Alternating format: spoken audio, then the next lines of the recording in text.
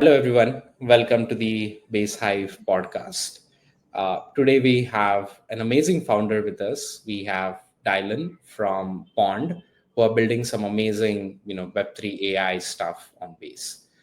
So let's deep dive into what Pond is doing. And first of all, let's deep dive into Dylan's journey. Welcome to this podcast, Dylan. Yeah, thank you for having me. Hi, everyone. Awesome. Dylan, can you walk us through your, Web3 journey? You have a strong foundation in machine learning and bit of finance as well. So how did, both of it emerge? Would love to understand more. I think at my younger age, I was interested in exploring things, and that's the reason why you can see I have a very diversified background because at the end of the day, I feel like no matter what you do and what you want to start with, it's just a matter of few books. Later on, the time when you get your hands dirty, you can learn other things by doing. So it has always been my mentality. So I was really exploring things at the time, and I feel like that's how you can come up with good ideas and good directions and different product design later on. So I knew that I was interested in building something in tech, but I didn't know what it is. And at the time when I was a student, I was I was interested in fintech, but I didn't. I feel like fintech is not that interesting, and even try different other things and even apply for VCs. So later on,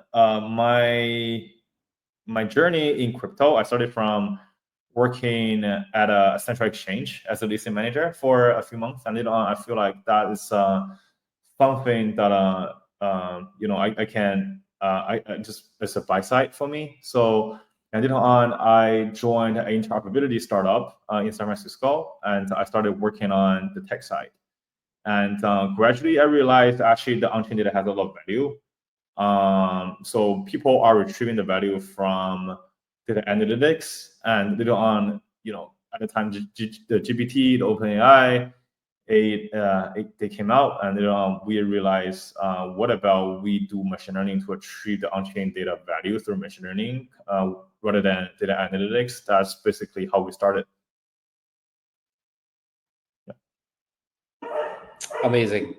Uh, Dylan, when it comes to, starting any company, there's always the dilemma of the founders on, which one idea, that should be picked upon.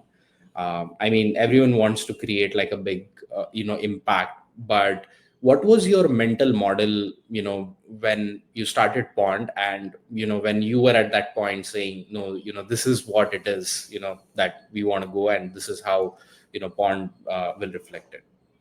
Yeah, so we started from because I always have a mentality that if you at the beginning don't develop something for yourself, then it's unlikely to work out at the end, because you can only solve your own problem well with a very limited resources and help. So that's how I started. So I was in business at the time, and I always feel like finding people and build connections is very difficult for me because I don't know who in my connection knows who. So, for example, today, if I want to, find you, Pratik, and I don't know who in my connection can make referrals for us. So, because this is how we work as a society, we always rely on referrals from our friends, from our network, from our connections. So, I was thinking that at the time decentralized social was hot, and I realized actually we have so many people on chain with ENS with different DIDs, and even like DIDs were quite hot at the time. Why we don't come up with a way that we can type in someone's DID and based on the transaction histories and other on-chain activities to find who might know this person from my connection. So that was the time that when we built our first prototype and we actually launched it, and all of a sudden it has attracted 2,000 users to use that, to search for different other people's DID and find who might be able to connect with different people from their connections. So that was the time that we realized it's going to be something that's very interesting because at the end of the day we are solving a problem. It did solve the problem well for me. I use that to leverage my connections to find who knows the most investors in my connections, and I just ask for referrals. So that's how we started. And later on, we realized actually the on-chain data is not only limited to social. It also has use cases in DeFi, security, in other verticals. Then we expanded our use case from social on-chain social data or social algorithm to find the connections and make referrals to other sectors, to the DeFi and to security, which is what the Pond is about today. Makes sense. Yeah, I think referrals play a very important role, and I think it's always good to jump back, discuss ideas, get feedback, and move along. I think founders should definitely sort of enable this in their journey. Yeah. Coming on to the Pond, actually, Dylan. So I mean, the vision statement, Leo, was like pretty decent, right? Revolutionizing the way AI models are built, and how are they monetized in that particular space. Could you walk us through journey of the initial idea of Pond, the kind of feedbacks that you got, and the kind of current positioning, and how it is actually impacting all the different AI models at this current. Yeah, so one thing that we have learned in the hard way is you definitely want to put things into the market. And it's always the case as an early stage startup, the earlier the more difficult. It's always the case. Initially you started with nobody, and you are the only one who can help yourself. So you will need to do your best to get a market feedback. So that's how we did. And when we initially started from training a large model on-chain data.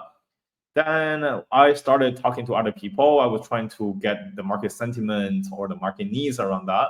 And I realized actually this is not what the market wants, because we don't have many AI engineers and machine learning engineers in the space. So even like we spend a lot of money training a large model in this market, nobody knows how to use it, and we have to spend a lot of money, which is very costly. So later on, we decided rather than training a large model, we want to open up our model infrastructure for the community. So that becomes our competition platform right now. The competition platform itself will use the infrastructure, and also at the same time, the community will empower the community to develop different things. So later on, rather than developing a large generalized models, we have thousands of small vertical models that can function as a large model when they are orchestrating with each other. So that was something that I have learned in the past. Is initially you probably will be afraid of putting yourself into the market and working in the randomness, but this is something that you have to do.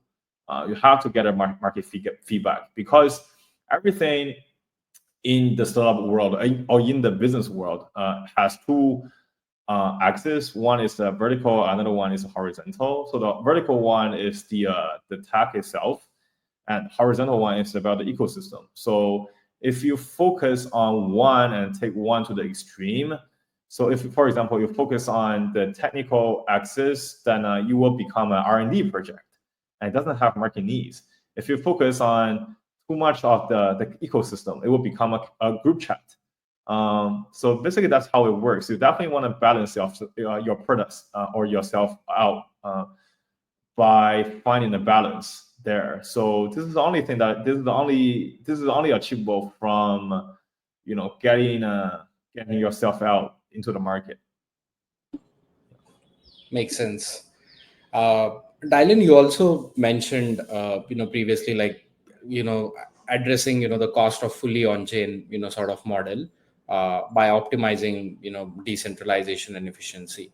What were some of the biggest technical challenges that you faced, and what was the process that enabled you to solve few of these aspects? You mean technical challenges or business challenges, or just operational challenges in general? Operational sort of challenges, yeah. It's really about the people. So on one hand, you want to onboard the best people to solve problems, because for me, startup is really about a group of people. It has nothing else. You have the right people, you will have the right strategy, you will have the right product, you will have the right go-to-market, you will have right about everything. So this is something like I care the most. So internally, I call myself a recruiter. I wouldn't call myself, I never enjoyed calling myself a founder, actually. So I think recruitment is my top priority. I have to do this well. How I deal with operational challenges from the team or from the go-to-market. So for the go-to-market, it's very simple and it's very brutal. You have to get yourself out, no matter what it is. You are not good at tweeting yourself. You don't have a broad audience. You just keep tweeting, and one day you will have a hot moment, and okay, so this is probably somewhere that I can do things better. And another thing is, because you always have some disagreement within the team. So someone wants to do this and someone wants to do that. I think everyone can relate, no matter it's going to be a founder or not. So my job is really to listen and make a decision. And later on, if I made a wrong decision, I can just come back and admit my fault I've made. It's a bad decision I've made. But it's always a case that a bad decision is better than no decision.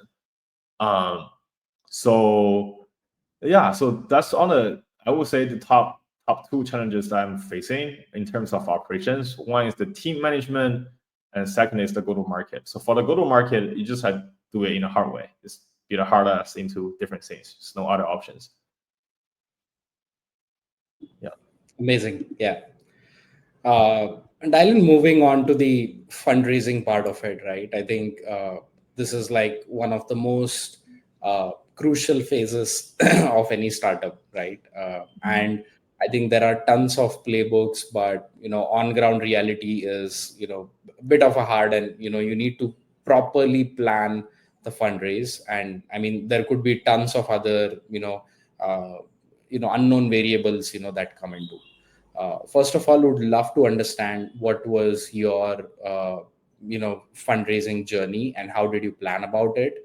And part of the next question would be how would you ask the early stage founders on what specific aspects, whether it is in terms of customers, revenue, or idea, how should they be focusing on given the current 2025 scenarios? Yeah, I think one top advice I would give is, if I were them, if I do this again by myself, rather than networking and pitching different VCs, you should really get yourself or get your product out to the market and launch it, and try to find a way to build things around and iterate on your product, and later on the money will follow. It's always the case that you need to build something.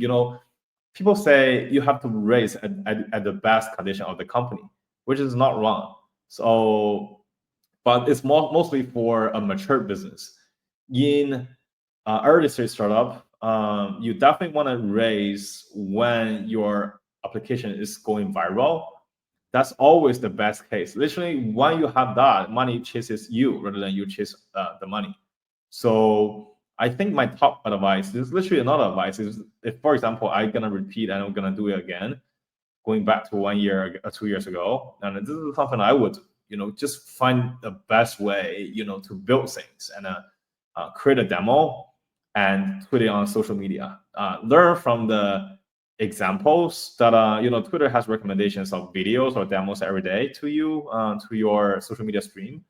Check them out to see how they are doing things and what they are using, and how they are creating this demo, and try your best to do the same. And if it doesn't go viral, do it again. That's how it works. That's for how the early stage fundraising works, in my opinion. So at an early stage, I think revenue generation will be better. But investors will always think about how sustainable or how repeatable it can be. So for example, today I made $10,000 when I'm raising pre-seed. Apparently that's going to be great. Or seed stage, there can be more. Apparently they will be great. But the thing is, are they sustainable? Can you do this again? Can you do this 10 times more? So this is something that I think people need to ask themselves. It doesn't really matter it's going to be revenue generation or something else. As long as you have shown a symbol of growth, I think that's enough for you. But the thing is, for the fundraising, you need to get yourself prepared. You need to get your product prepared.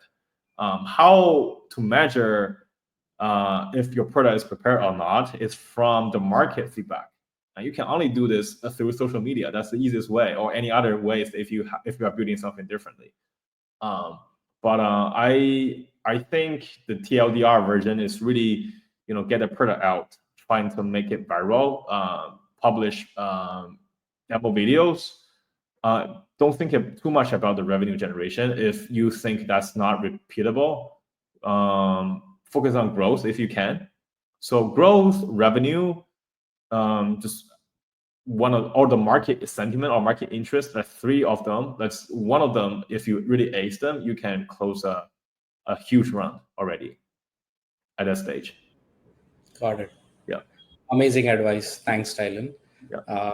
Dylan, I also wanted to have one section on the AI crypto intersection, and probably we'll start with the earlier GNN architecture that was being proposed. Now, can you explain how these they are suitable more than the traditional LLMs, and how are they brought into use cases, and what sort of feedback have you seen from the developer?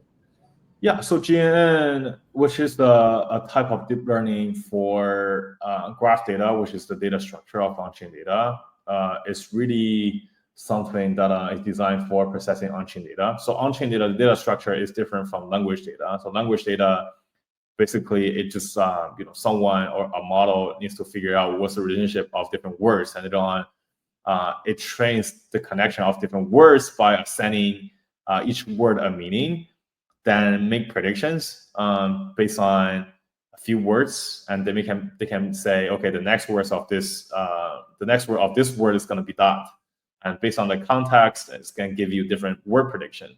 So that's basically how a language model works.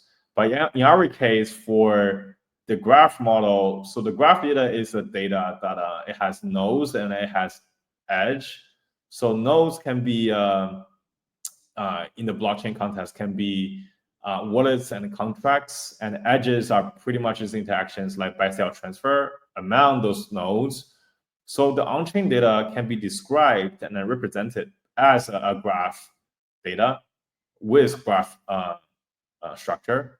So it's kind of like airplane is designed to fly, and truck is designed to just run on the road. They are designed differently, so they have they serve different purposes and are designed for different data structures. So that's pretty much the difference. So rather than predicting next words, graph models predict the behaviors based on previous behaviors of nodes and edges. Yeah. Got it. Very interesting. I mean, would love to deep dive more on this probably at some later time. But I think the new set of thought process to deal with on and improvise more on that, I think will be definitely interesting for the crypto AI narratives to come in. Alan, one part of the next question is I think this narrative of intersection of AI and crypto has really boomed in last, I would say, 18 to 24 months. What is the Pond's big vision over there? What is the end goal that you want to try to achieve, where builders or community or anyone associate, okay, Pond is something one of the high influential in this AI crypto space? Yeah, I think it's not about crypto AI is buzzy. It's really about the AI in general is buzzy, and crypto AI it's more like a branch of AI. I think the end goal for us is really to be an AI hub of models, agents, and something else. So AI developers, general users can all have their own AI use cases on our platform. And this literally can be a hub of AI, no matter it's going to be the application side or the pretty much just hub of applications and the use cases, and even general users can speculate and just can do different things and use different applications on our platform. So that's really about the end goal. Got it. Yeah. Dylan, one last section I think we usually cover, on Base, part of it. How was, Pond's journey with Base? And, I mean, what were, like couple of, good points that you felt, having, Base as one of the partners ecosystem, for growing Pond? Yeah, I think Base team is great. They are very supportive. That's the reason why we can have today's meeting. Yeah, I think they are great. So my journey with Base is, because Base has the diversity of ecosystem. It's not unlimited to DeFi or AI. It's pretty much like whatever the use cases in crypto, we can always find them on Base. So as a project, you definitely rely on different ecosystems and look for different diversities and make sure the ecosystem has sufficient liquidity for you to do the secondary market. And this is what Base provides. And also, apart from the technical support, they also have a substantial amount of business support as well, to help you to grow. So I think as the ecosystem, you cannot find a better one. Got it. Yeah. Dylan, last, questions, like if you were to building now, or what would be your couple of ideas that you feel could really fly in 2025, given the current market scenarios? I think, are we talking about applications or infrastructure or something that you feel like is outside of crypto? Probably applications, yeah. I think one thing that I really want to do is find a way that how we can apply machine learning to analyze all the Twitter data combined with the on-chain behaviors all together.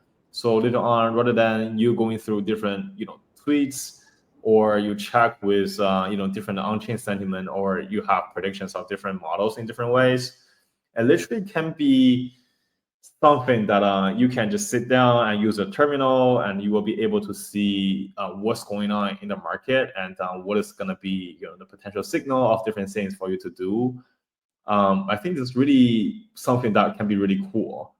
And I would say, and also I'm really interested in seeing what things that can be built that can bridge Web 2 and Web 3. I don't have a better idea right now, but will be very interested to see something happen there.